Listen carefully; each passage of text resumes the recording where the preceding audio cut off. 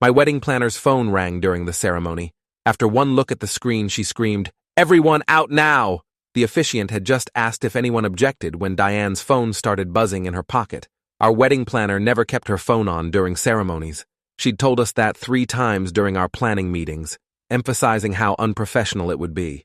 But there it was, vibrating loud enough that the first 2 rows could hear it over the string quartet. Diane's face went from annoyed to confused to absolutely terrified in the span of maybe 3 seconds. She pulled the phone out, looked at the screen, and her hands started shaking so badly I thought she might drop it. Then she looked up at me and Claire standing at the altar, looked out at our 380 guests filling the ballroom, and screamed at the top of her lungs, "Everyone out now! Get out of the building right now!" People froze. The officiant stopped mid-sentence. Claire grabbed my arm hard enough to hurt.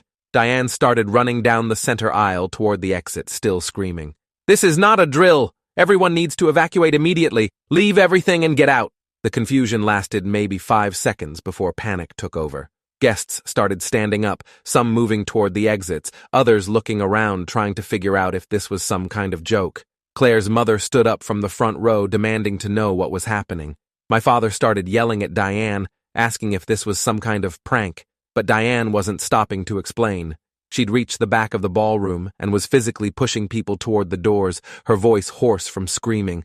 "There's a bomb! Someone called in a bomb threat! Everyone needs to get out right now!" The word bomb cut through the confusion like a knife. Suddenly everyone was moving, rushing toward the exits in a surge that nearly trampled the elderly guests in the back rows. Claire and I stood frozen at the altar for a moment before her maid of honor grabbed both of us and started pulling us toward the side exit. The ballroom descended into chaos as 380 people tried to evacuate through doors designed for normal traffic flow. I lost track of Claire in the crowd almost immediately.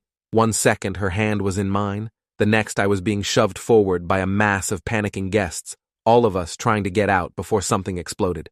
The hotel staff had appeared from nowhere, trying to direct traffic and keep people from getting crushed, but their voices were drowned out by screaming and the sound of heels clicking frantically against marble floors. Outside, the parking lot was filling with confused, terrified wedding guests in formal wear. Hotel guests from other events were being evacuated too, streaming out of different exits, adding to the chaos. Police cars were arriving with sirens blaring, officers trying to establish a perimeter while EMTs set up a staging area. I finally spotted Claire near the valet station, surrounded by her bridesmaids, still wearing her white dress that had cost $8,000 and taken 6 months to arrive. She saw me and started crying, not the happy tears we joked about during planning, but the kind of sobbing that comes from shock and fear. I pushed through the crowd to reach her, and we held each other while police officers shouted instructions about moving farther from the building. My best man found us a few minutes later, his face pale. "They're saying it's credible. The bomb squad is on the way. Nobody's allowed back inside until they clear the entire hotel." Claire's father appeared, looking like he was about to have a heart attack. He'd paid $120,000 for this wedding. The venue, the catering, the flowers, the band, everything. And now we were standing in a parking lot watching police tape go up around the building where we were supposed to be having the reception of our dreams. Diane found us about 20 minutes later, still shaking but more composed than when she'd started screaming in the ballroom. She pulled me aside, away from Claire and the family members clustering around us. "The call came directly to my cell," she said quietly, her voice still rough from all the screaming. "Unknown number, a man's voice. He said there was an explosive device in the ballroom and it would detonate during the ceremony. He described exactly where we were in the venue, what you were wearing, how many guests were there. He knew details nobody outside your immediate circle should know." My blood went cold. "Did he say why? Did he want money?" Diane shook her head. "He said, 'Tell the groom this is what he deserves.'" Then he hung up. I called 911 immediately, and then I just reacted. I'm sorry for the chaos, but I couldn't risk waiting to figure out if it was real. A police detective approached us before I could process what she'd said. Detective Raymond Kovac, according to his badge. He wanted to speak with me privately, and when I asked if Claire should be there too, he said, "No, just me for now."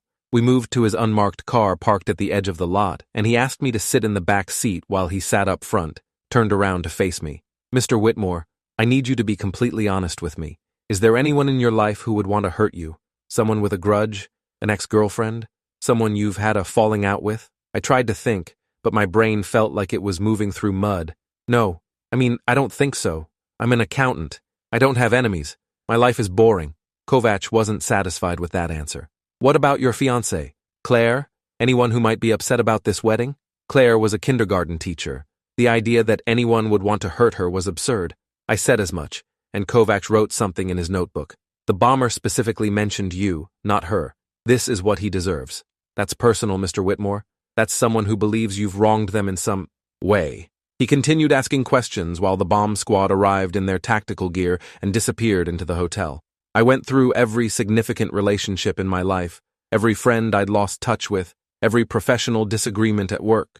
Nothing rose to the level of someone calling in a bomb threat to my wedding. Kovac asked about my family, and I explained that my parents were divorced but civil, that I had one sister who was currently traveling in Europe and hadn't been able to attend the wedding. He asked about Claire's family, and I said they were wonderful people who'd welcomed me without reservation. What about exes? Kovac pressed. Anyone who didn't take the breakup well? I'd had 3 serious relationships before Claire.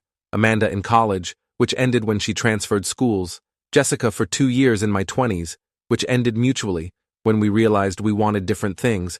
And Veronica, which had ended badly, but that was 5 years ago. Tell me about Veronica, Kovac said, picking up on my hesitation. Veronica Ashford had been my girlfriend for 18 months when I was 27. We'd met at a mutual friend's party and clicked immediately.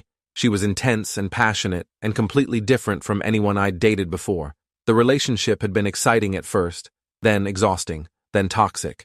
She'd been possessive and jealous, accusing me of cheating whenever I spent time with friends without her. The breakup had been messy. She'd shown up at my apartment crying multiple times, called me at work, sent hundreds of texts. I'd eventually had to block her number and avoid places I knew she frequented. But that was 5 years ago. She'd moved to Seattle for a job opportunity 6 months after we broke up, and I hadn't heard from her since. Kovac wrote down her name and asked if I had any way to contact her. I didn't. He said he'd look into it anyway, that they needed to follow every lead. By this time, the bomb squad had been inside for over an hour. The sun was setting, and wedding guests were starting to leave, either heading home or to nearby hotels to figure out what to do with their formal wear and nowhere to go. Claire's parents were in crisis mode, trying to salvage something from the disaster. They'd already paid for everything, and the hotel was saying they couldn't guarantee when or if guests would be allowed back inside. The food would be ruined by the time the building was cleared. The band had already started packing up their equipment that had been set up outside for cocktail hour. My mother found me standing alone near the police perimeter, staring at the hotel like I could will everything back to normal. She hugged me without saying anything, which somehow made it worse. This was supposed to be the happiest day of my life. I'd waited 32 years to find someone like Claire, someone who made me laugh and feel safe and want to build a future. And now we were standing in a parking lot. Our wedding destroyed by someone who apparently hated me enough to threaten mass murder. The bomb squad finally emerged at 8:47 p.m., more than 3 hours after Diane had screamed for everyone to evacuate. The captain spoke with Kovac for several minutes, and I watched their body language, trying to read whether they'd found anything. Kovac approached me with an expression I couldn't decipher. They didn't find any explosive devices, he said. The entire hotel has been cleared. It was a hoax. Relief should have flooded through me, but instead I just felt numb. A hoax. Someone had called in a fake bomb threat to my wedding, terrorized 380 people, and destroyed what was supposed to be the best day of my life. For what? Can we go back inside? I asked. Kovac shook his head. The hotel is closing for the night. They need to do their own security sweep, and frankly, most of your guests have already left. I'm sorry, Mr. Whitmore. I know this isn't what you wanted to hear. Claire was waiting with her parents when I walked back to where they'd been standing. Her makeup was ruined from crying, her elaborate updo was falling apart, and she looked exhausted. When I told her it was a hoax, she didn't look relieved either. She just looked broken. We never got married, she said quietly. The officiant didn't finish the ceremony. We're not married. The realization hit both of us at the same time. We'd been standing at the altar about to say our vows when Diane had started screaming.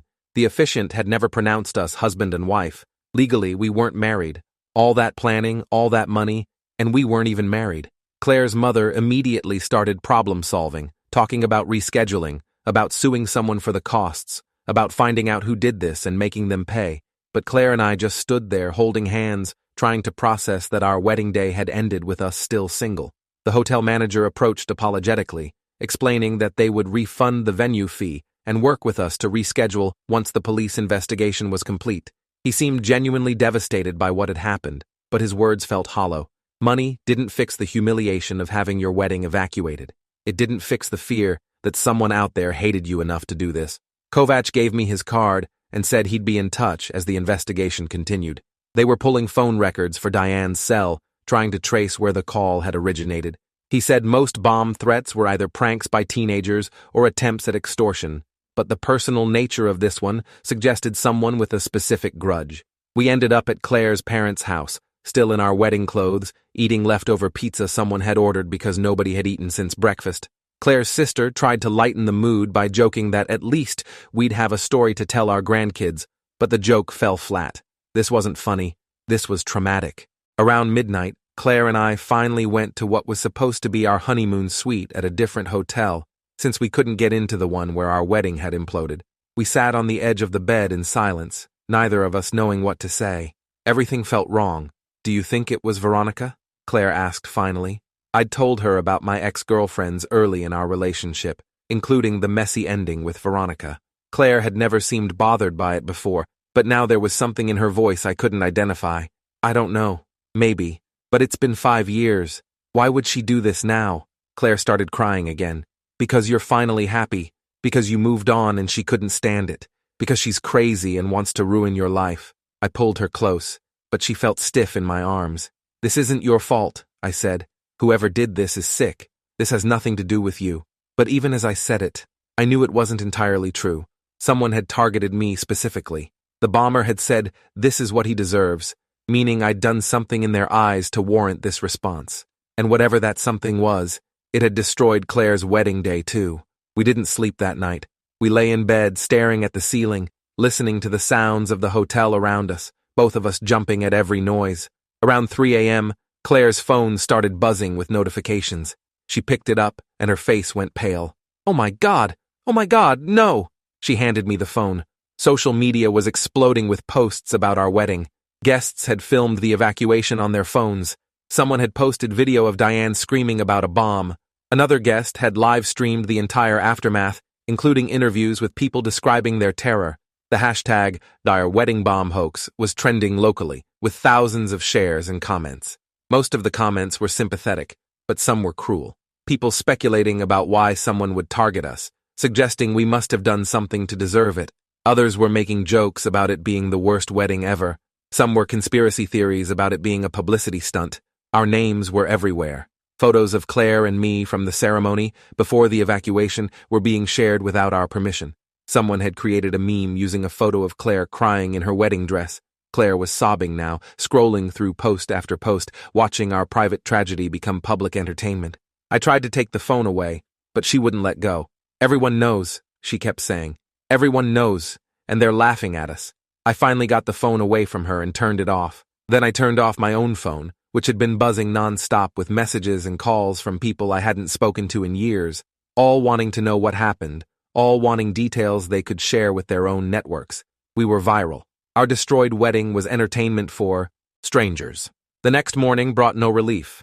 Kovac called at 7 a.m. to say they'd traced the call to a burner phone purchased with cash at a convenience store in a different city. No security footage of the purchase, no way to identify who bought it. The phone had been used once, for the bomb threat call, then destroyed. They were looking at cell tower data to try to narrow down the location when the call was made, but it was going to take time. He asked again about Veronica, whether I had any photos or contact information for mutual friends who might know where she was. I gave him everything I could remember, which wasn't much. Veronica had systematically cut off everyone who knew me after our breakup, according to friends who'd tried to maintain contact with both of us. She'd deleted all her social media accounts and refused to respond to messages. The last anyone had heard, she was working for some tech company in Seattle, but nobody knew which one or whether she was even still there. Claire's parents arrived at our hotel around 9 a.m., with coffee and pastries nobody wanted to eat. They'd been up all night fielding calls from relatives and friends, trying to explain what happened while also admitting they had no idea who was responsible or why. The hotel had confirmed they could reschedule the wedding for 3 months from now. Same venue, same vendors willing to work with us. But the idea of going through all of this again felt impossible. "What if it happens again?" Claire said. What if we reschedule and this person just does the same thing? Her father tried to reassure her that the police would find whoever was responsible before then, but we all knew that was wishful thinking. The police had almost no leads, and a perpetrator who'd been careful enough to use a burner phone and leave no evidence. My phone rang with an unknown number. I'd turned it back on to coordinate with Kovac, and now I was regretting it. I answered cautiously. "Is this David Whitmore?" A woman's voice, professional and unfamiliar. I confirmed it was, and she identified herself as Rebecca Lynn, an investigative journalist with the local news station. She wanted to interview Claire and me about the bomb threat, said they were doing a story about wedding disasters and how couples cope with trauma. I hung up on her. Within minutes, 3 more journalists called with similar requests. Claire's phone was getting the same calls. We turned them both off again, but the damage was done. We weren't just viral on social media, we were a news story now. By evening, the local news had run a segment about our wedding, complete with the video guests had posted online, and an interview with Diane explaining how she'd received the threat. They'd blurred our faces but used our names, making it easy for anyone who knew us to identify exactly who was involved. They ended the segment by asking anyone with information to contact police and showing Kovac's contact information. My employer called. The accounting firm where I worked wanted to discuss whether my personal situation was affecting my ability to perform my job. They didn't say it directly, but the implication was clear. The publicity was making them uncomfortable. They asked me to take a few weeks of unpaid leave while things settled down, which we both knew meant until the media found something else to care about. Claire's school district was more supportive, telling her to take whatever time she needed, but I could hear the stress in the principal's voice when she called. Parents were asking questions about why their children's teacher was involved in a bomb threat situation. Never mind that Claire was the victim, somehow the association alone was enough to make them nervous. We spent the next few days hiding in Claire's apartment, ignoring the doorbell when reporters showed up asking for comments. My sister Natalie cut her Europe trip short and flew home, arriving with a suitcase full of clothes and a determination to help us figure out who had done this. She'd always been the practical one in our family, the problem solver who attacked every challenge with spreadsheets and logic. She sat us down in Claire's living room and started making lists. Everyone who'd been invited to the wedding, everyone who'd known the exact date and location, everyone who might have had access to details about the ceremony timing. The list was depressingly long. We'd sent 400 invitations.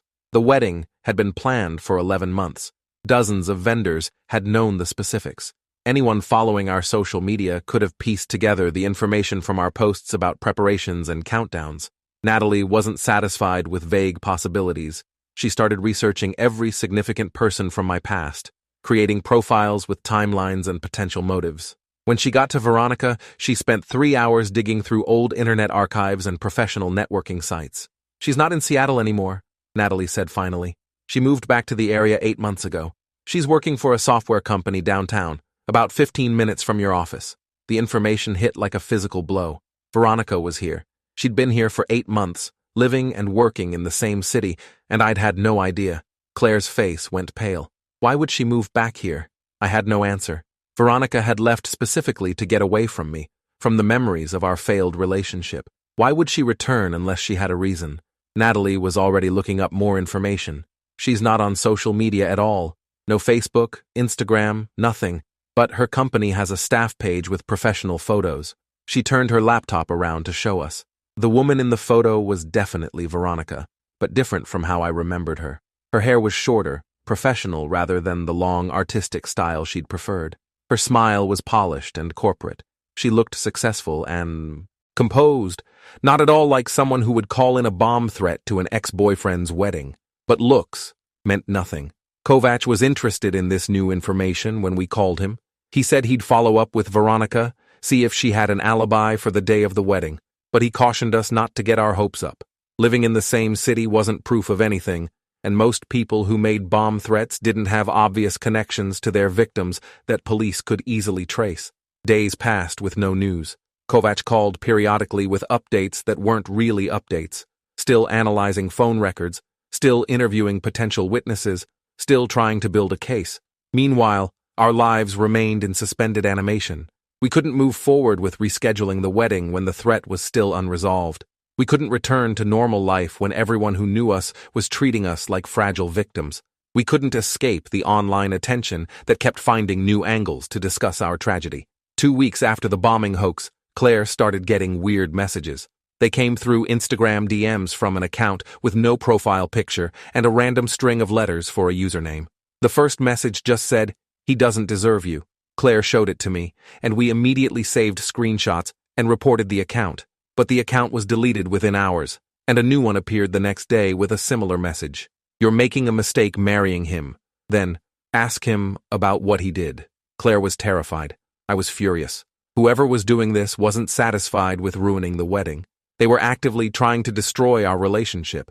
We showed everything to Kovac, who added it to the investigation file, but admitted there was little he could do about anonymous social media messages unless they contained specific threats.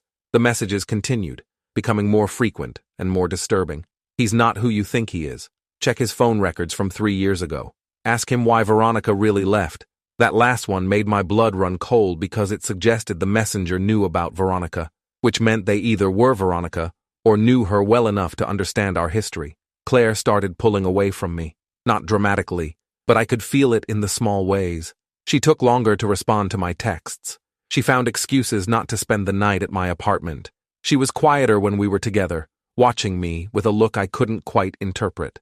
"I'm not hiding anything," I told her one night, when the tension became unbearable. "I don't know what these messages are talking about. Veronica and I broke up because we weren't compatible, because she was possessive, and I couldn't handle it anymore. That's the truth." Claire wanted to believe me. I could see it in her eyes, but doubt had been planted, and doubt grows in darkness. "Why would someone do this if there wasn't something to expose?" she asked. "What are they trying to make me discover?" I had no answer that satisfied either of us. Natalie suggested we hire a private investigator, someone who could dig deeper than the police investigation. She'd researched firms that specialized in cyberstalking and harassment cases. It would be expensive, but at this point, we were desperate for any kind of progress. The investigator we hired was a woman named Iris Brennan, former FBI agent turned private consultant. She listened to our story without judgment, took copies of all the messages and evidence we'd collected, and said she'd start by looking into Veronica's current life and activities. Within a week, Iris had information that complicated everything. Veronica wasn't just working in the city. She'd been promoted to a senior position at her company. She was engaged to someone named Kyle Peterson, a software engineer at the same firm. They'd been together for 2 years, living together for 1, and by all appearances, were happy and stable. "She doesn't fit the profile of someone who'd call in a bomb threat to an ex's wedding," Iris said bluntly. "She's moved on, built a new life, has no apparent obsession with you. I'm not saying it's impossible, but it would be unusual behavior for someone in a healthy relationship. So if it wasn't Veronica, who was it?" Iris started expanding the investigation, looking at other people from my past. Old coworkers, college acquaintances, anyone who might have had reason to hold a grudge. She found nothing significant. I'd lived a boringly normal life, the kind of life that didn't generate enemies who'd make bomb threats. Then Iris shifted her focus to Claire's past, despite Claire's protests that this had nothing to do with her. The bomber had specifically said, "This is what he deserves," but Iris pointed out that the most effective way to hurt someone was often through the people they loved. If someone wanted to destroy me, destroying my marriage before it even started would be devastatingly effective. Claire reluctantly provided names of ex-boyfriends, friends she'd lost touch with, anyone who might have felt wronged by her in some way. There had been 3 serious relationships before me. Daniel in high school, which ended when they went to different colleges. Eric for a year after college, which ended when he moved abroad for work. And Graham, which had ended 2 years before Claire and I met. "Tell me about Graham," Iris said, and I heard the same tone Kovac had used when asking about Veronica. Claire's face tightened. "It was a bad relationship. He was controlling. He didn't like my friends, didn't like when I spent time away from him. It got worse over the year we were together. He'd show up at my apartment unannounced. He'd call my phone repeatedly if I didn't answer immediately. Toward the end, he was tracking my location through my phone without my knowledge. I'd known Claire had a bad breakup before me, but I'd never pressed for details. She'd told me she wanted to leave that part of her life in the past, and I'd respected that. Now, I was learning just how bad it had been.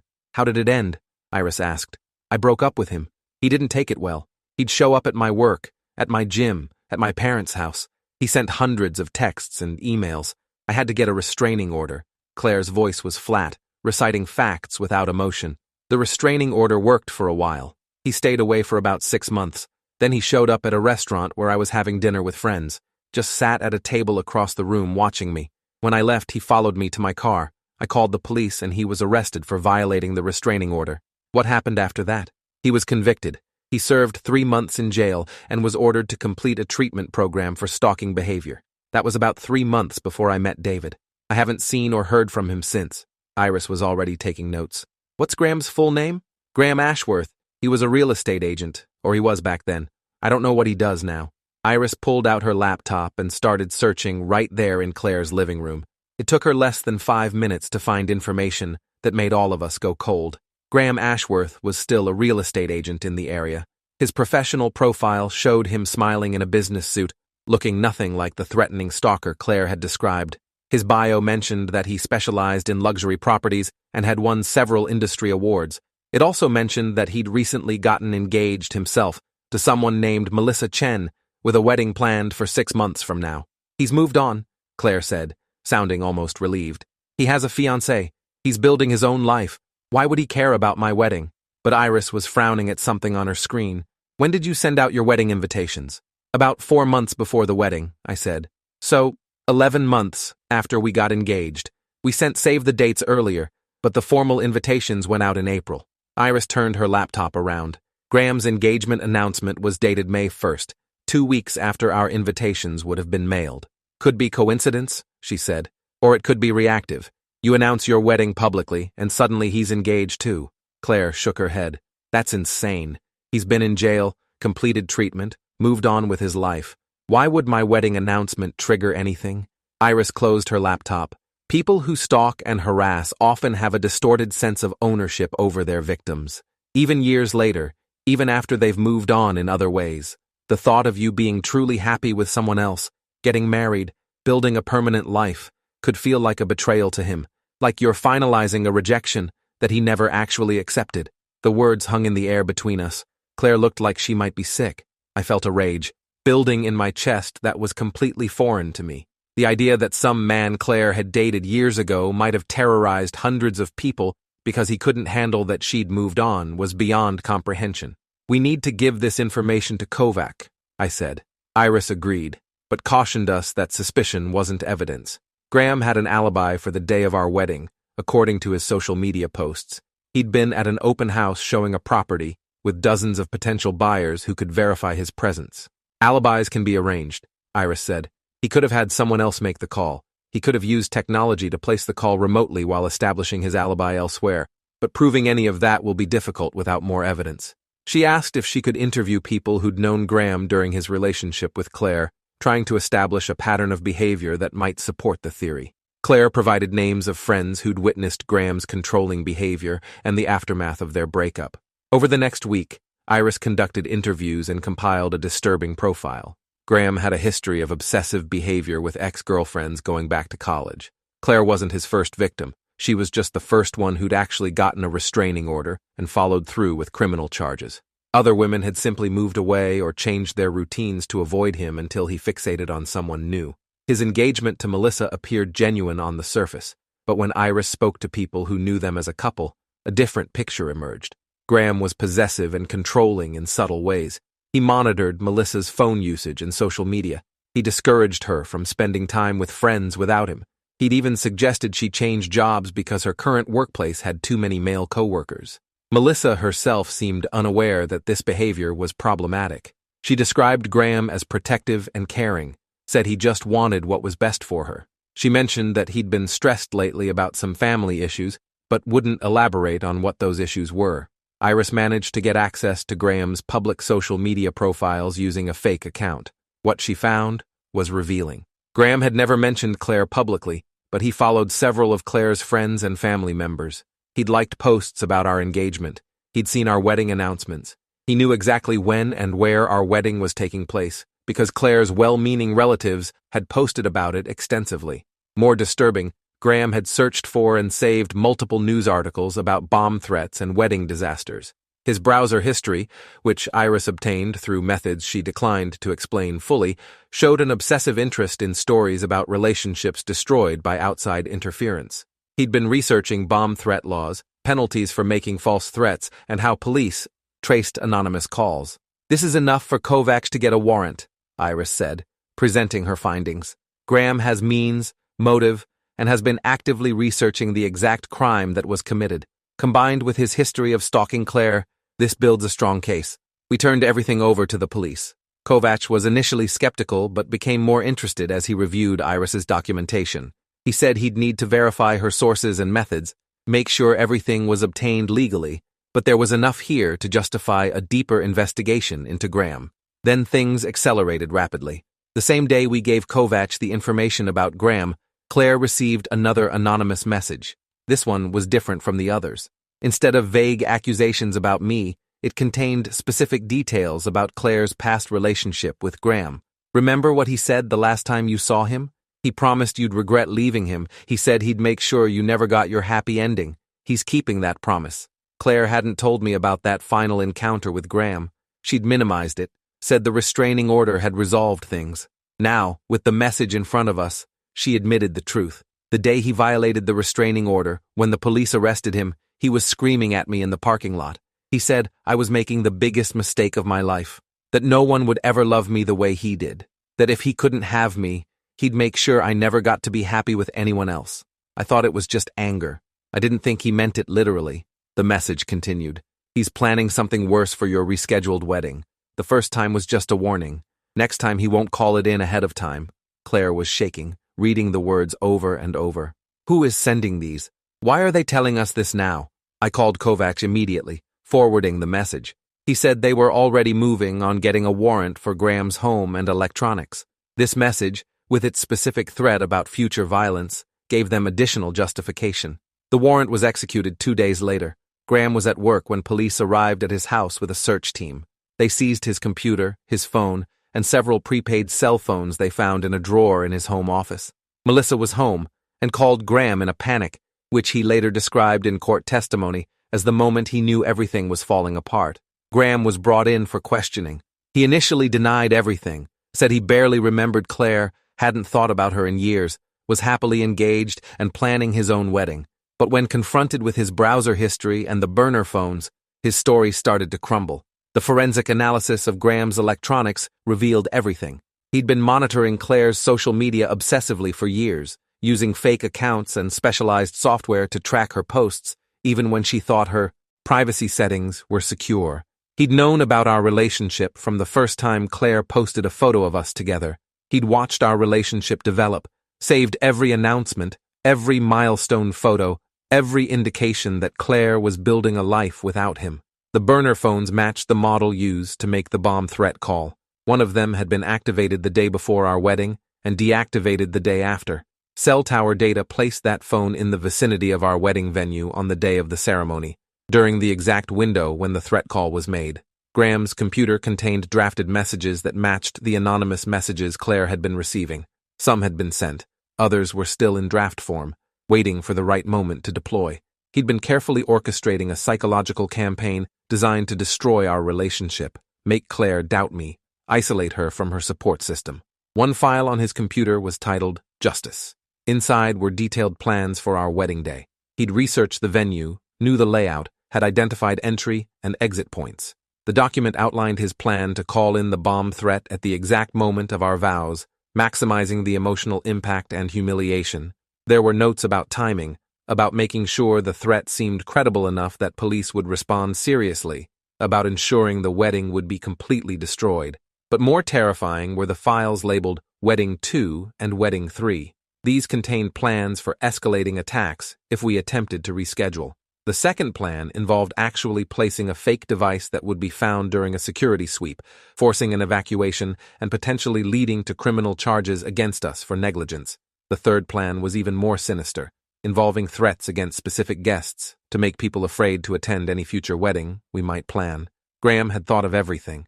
He'd planned to systematically destroy any possibility of Claire and me getting married, making it impossible for us to have the happy ending he believed she didn't deserve. Confronted with this evidence, Graham finally broke down and confessed, not because he felt remorse, but because he wanted us to understand his reasoning. "She left me," he told Kovacs during the interrogation that was later played at trial. "After everything I did for her, After how much I loved her, she just left. Like I meant nothing. Like our relationship was nothing. She didn't just leave. She got a restraining order. She had me arrested. She treated me like I was some kind of criminal when all I did was love her too much. Kovac asked about the bomb threat, and Graham's response showed no recognition of the severity of what he'd done. It was just a phone call. Nobody was actually in danger.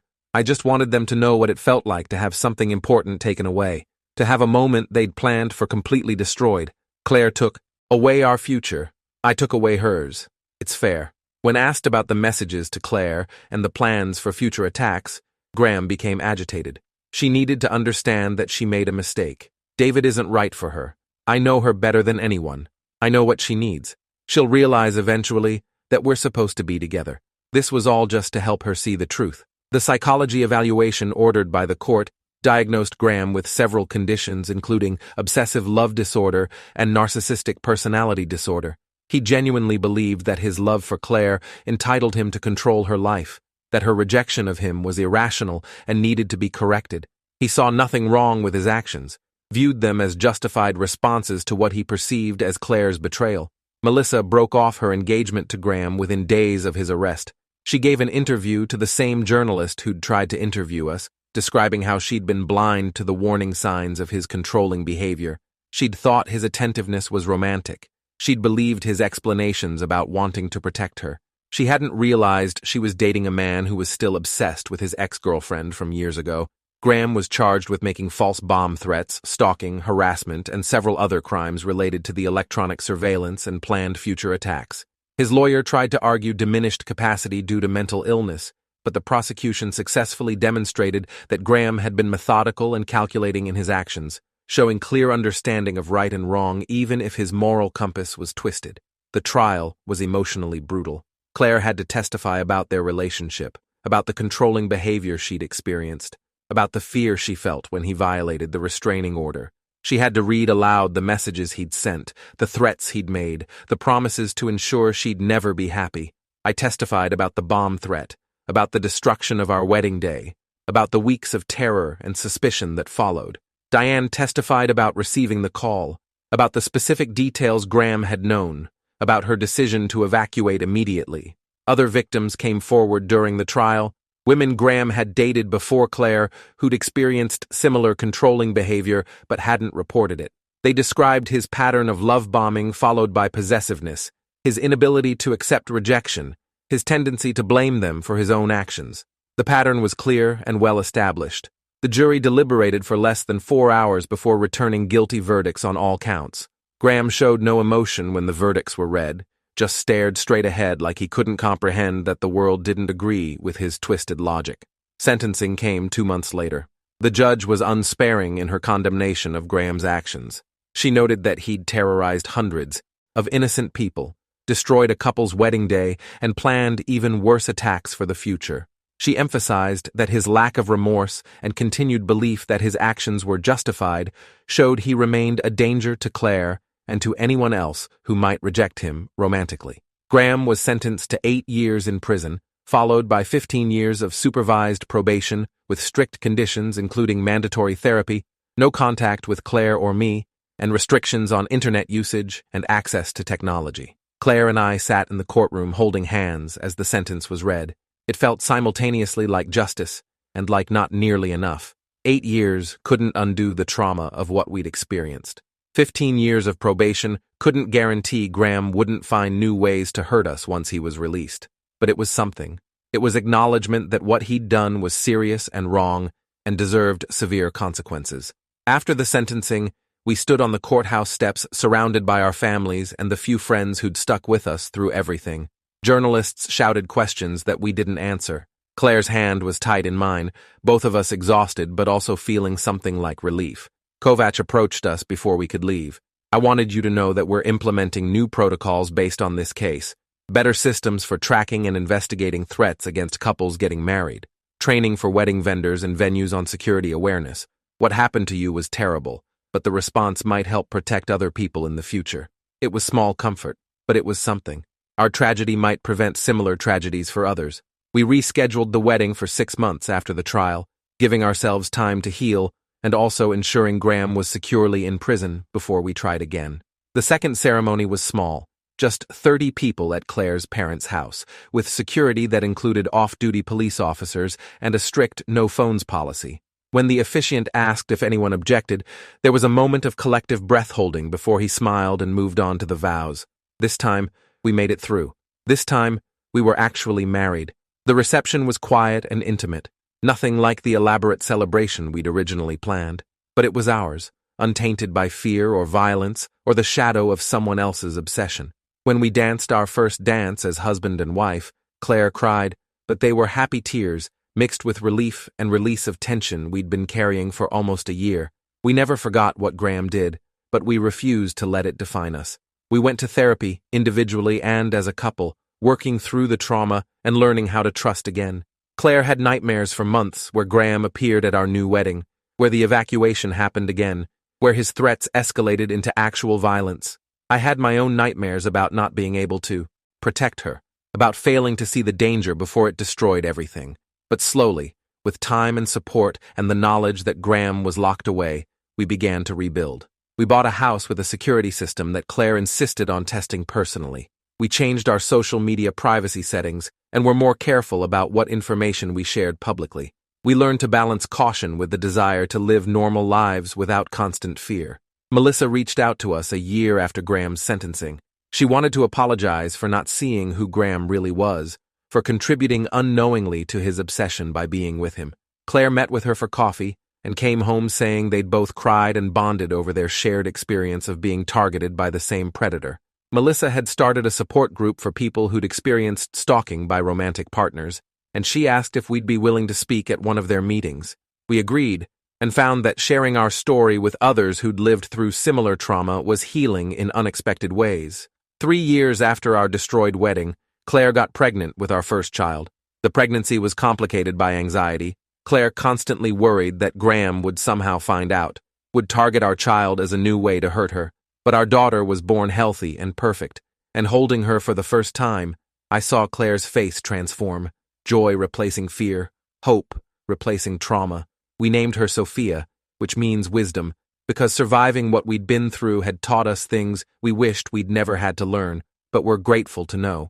We learned that evil can come from unexpected places, that love can become twisted into something dark and dangerous, that the justice system doesn't always move fast enough to prevent harm. But we also learned that we were stronger than we thought, that our love could survive even when someone actively tried to destroy it, that healing was possible even from deep trauma. Graham became eligible for parole after serving 5 years, having earned time off for good behavior in prison. We attended the parole hearing with victim impact statements we'd prepared carefully, describing the lasting effects of his actions on our lives. The parole board denied his release, noting his continued lack of genuine remorse and his minimization of the harm he'd caused. He'd served the full 8 years. When he was finally released, we'd been married for 9 years. We had 2 children, a son named Lucas born 2 years after Sophia.